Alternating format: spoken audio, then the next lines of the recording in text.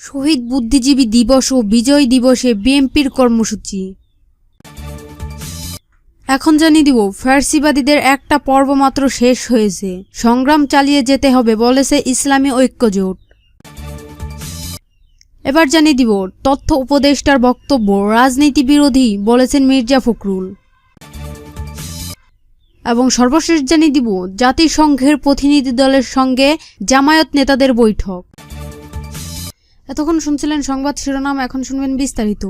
শহীদ বুদ্ধিজীবী দিবস ও বিজয় দিবসে বিএনপির কর্মসূচি। শহীদ বুদ্ধিজীবী দিবস ও মহান বিজয় দিবস উপলক্ষে কর্মসূচি ঘোষণা করেছে বিএনপি। বৃহস্পতিবার অঙ্গ ও সহযোগী সংগঠনের নেতাদের সঙ্গে যৌথ সভা শেষে এক সংবাদ সম্মেলনে দলের জ্যেষ্ঠ যুগ্ম মহাসচিব রুহুল কবির রিজভী এ কর্মসূচি ঘোষণা করেন। কর্মসূচির মধ্যে রয়েছে 13ই ডিসেম্বর বেলা 2টায় ইঞ্জিনিয়ার্স ইনস্টিটিউশনের আলোচনায় সভা শহীদ বুদ্ধিজীবী দিবসে, 14ই ডিসেম্বর ভোর নয়াপল্টনে দলের কেন্দ্রীয় কার্যালয় সহ সারা দেশের কার্যালয়গুলোতে কালো পতাকা উত্তোলন ও জাতীয় পতাকা অর্ধনমিতকরণ। সকাল 9টায় মিরপুরে শহীদ বুদ্ধিজীবী স্মৃতিস্তম্ভে পুষ্পমালা অর্পণ। এছাড়া বিজয় দিবস উপলক্ষে 15ই ডিসেম্বর বেলা 2টায় ইঞ্জিনিয়ার্স ইনস্টিটিউশনে আলোচনা সভায়, 16ই ডিসেম্বর ভোরে দলীয় সব কার্যালয়ে জাতীয় ও দলীয় পতাকা উত্তোলন। সকাল 7:30টায় সাভারে জাতীয় স্মৃতিসৌধে শ্রদ্ধার্ঘ্য অর্পণ এবং সেখানে থেকে রাজধানীর শেরেবাংলা নগরের বিএনপির প্রতিষ্ঠাতা ও সাবেক রাষ্ট্রপতি জিয়াউর রহমানের কবরে পুষ্পমালা অর্পণ।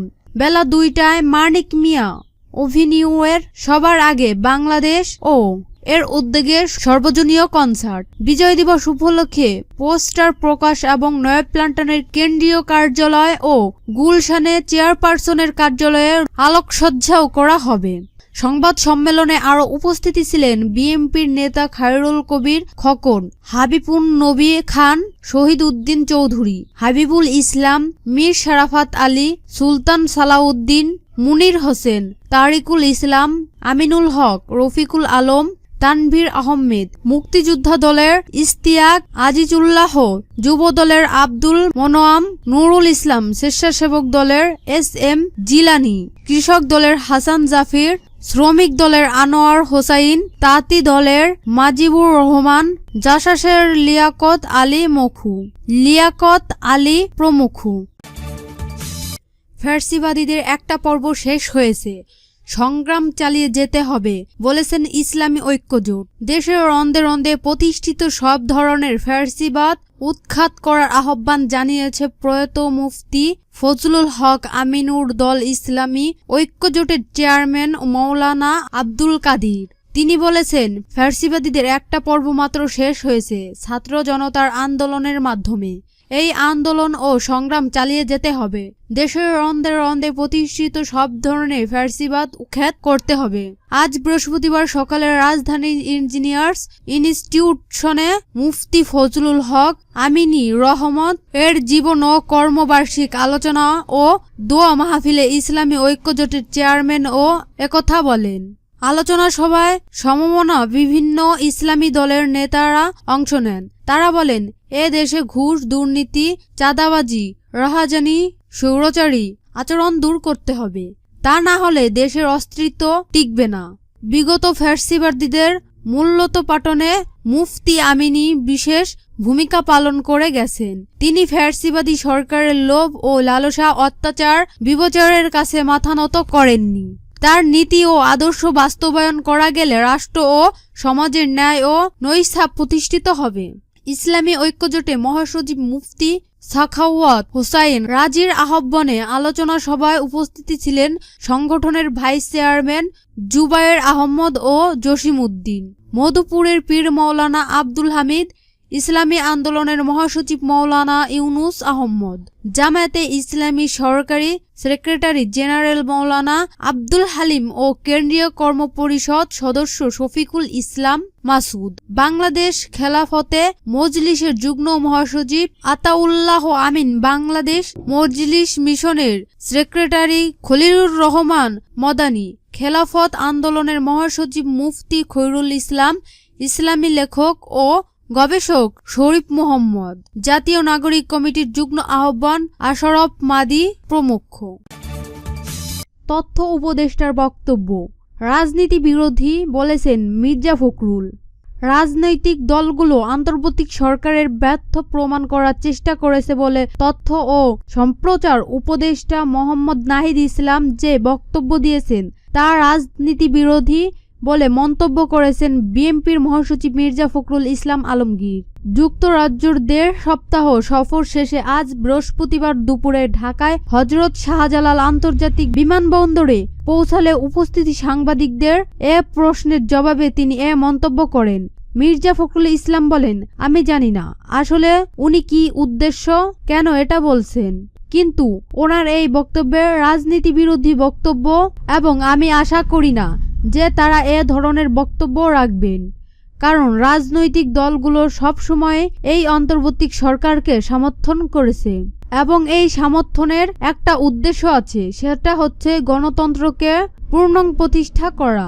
সেটার জন্যই আমরা কাজ করছি ১৫ বছর ধরে, আমরা সংগ্রাম লড়াই করছি। এটা উনি কি উদ্দেশ্য কেন বলেছে আমি জানি না। বিএনপির লং মার্চ কর্মসূচি সামনে রেখে বাংলাদেশ ও ভারতের মধ্যে যে সংকট সেটির সমাধান কিভাবে হবে জানতে চাইলে মির্জা ফখরুল বলেন, আলোচনার মধ্য দিয়ে সংকটের সমাধান হবে।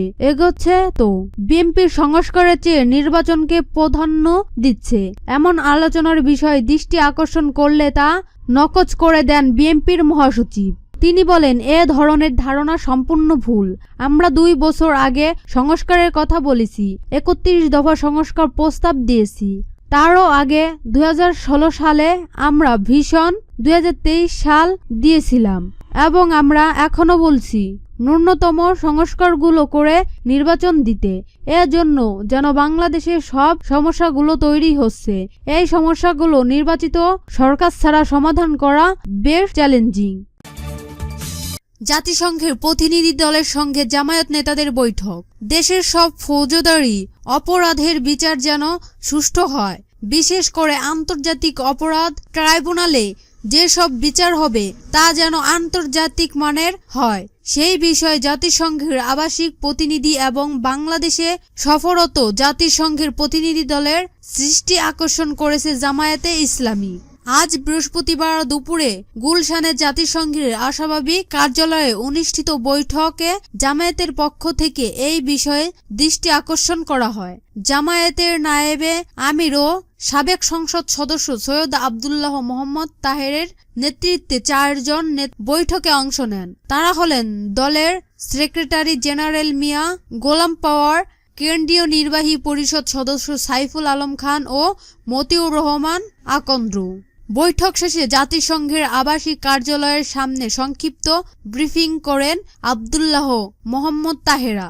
তিনি বলেন, সাক্ষাতে জাতিসংঘের প্রতিনিধি দল তাদের কাছে জানতে চেয়েছে জামাতে ইসলামী আগামীর বাংলাদেশকে কেমন দেখতে চায়। আমরা দলের পক্ষ থেকে আমাদের অবস্থান তুলে ধরেছি। বিচারের ব্যাপারে আমরা বলেছি, অপরাধী যারা আছে তাদের বিচার হতে হবে, তবে সেটা যেন সুষ্ঠু হয় এবং কোনো ধরনের অবিচার না হয়। আন্তর্জাতিক অপরাধ ট্রাইব্যুনাল যেসব বিচার হবে তা যেন আন্তর্জাতিক মানের হয়।